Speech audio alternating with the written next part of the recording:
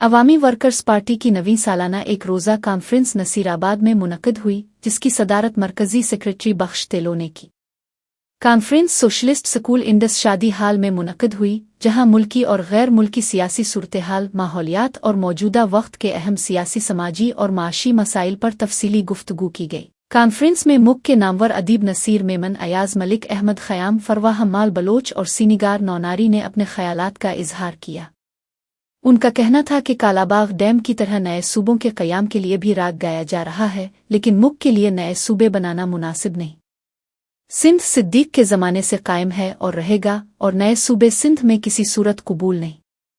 उन्होंने मज़ीद कहा कि जागीरदाराना निज़ाम और सरकारी अफसरान की गलत पॉलिसियों की वजह से मुल्क के निचले तबके के हुकूक दिन ब दिन पामाल हो रहे हैं, और जब तक मज़लूम तबकात के लोग इकट्ठे नहीं होंगे इनकलाब नहीं आएगा। उनका कहना था कि अब और हम निचले तबके के लोग मिलकर इनकलाब ला सकते हैं। प्रोग्राम के इख्तिताम पर कल्चरल रेक्स एंड ऑक्शन के नाम से थिएटर परफॉर्मेंस पेश की गई और कौमी गानों पर रक़्स भी पेश किया गया, जिससे शुरका ने भरपूर लुत्फ़ उठाया।